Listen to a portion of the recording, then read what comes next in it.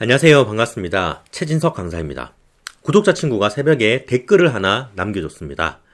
회장 선거에 출마하는데 후보자가 5명이나 나왔다는 거예요. 그래서 떨린다고 합니다. 아무래도 선거에 출마한다는 것 자체만으로도 긴장되고 떨리는 일인데 후보자까지 많으면 더 떨리겠죠. 이 떨리는 마음을 극복하는 것은 몇 가지가 있습니다. 첫 번째로는 당선과 낙선에 대한 집착에서 벗어나는 거예요. 이게 무슨 소리냐? 선거에 나가면 무조건 당선된다는 마음으로 나가야지. 그게 무슨 소리야? 이렇게 생각할 수도 있는데 선택은 유권자가 하는 거잖아요. 그렇기 때문에 자신의 노력과 상관없이 떨어질 수도 있습니다.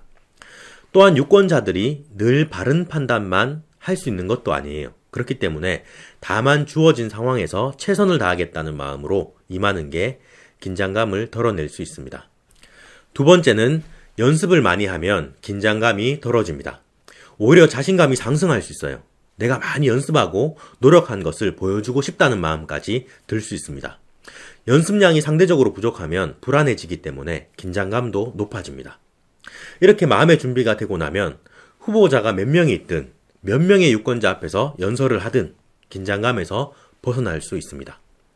저 같은 경우에도 전교생이 6명밖에 안 되는 산골학교에서 강연을 하기도 하고 때론 수백 명이 있는 곳에서 강연을 하기도 하는데요. 유치원생 대상으로 강연을 할 때도 있고 그리고 또 교장선생님이나 공무원, 기업의 임직원을 대상으로 강연을 할 때도 있습니다. 그런데 큰 차이가 없습니다. 교장선생님들께 강연을 한다고 해서 제가 준비하지 않았던 것을 갑자기 해야 하지는 않거든요. 그래서 충분한 연습은 대통령이 와도 안 두렵게 만들 수 있다는 거예요. 후보자가 많으면 긴장되는 주된 이유는 바로 선거에서 낙선할 가능성이 커서 그런 거죠. 아까 말씀드렸던 첫 번째 방법, 당선과 낙선에 대한 집착에서 벗어나 다만 주어진 상황에 최선을 다하라는 게 어느 정도 답변이 되었으면 좋겠습니다. 수학적으로 봤을 때에는 후보자가 2명 나오면 내가 당선될 가능성이 50%, 5명 나오면 20% 이렇게 되지만 선거에서는 꼭 그렇지만은 않습니다. 2명 나왔으면 떨어질 상황이었는데 5명 나왔기 때문에 당선되는 경우도 있어요. 제가 고등학교 2학년 때 반장 선거가 딱 그랬습니다. 반에 일진 성향의 친구들이 4명이 출마한 거예요.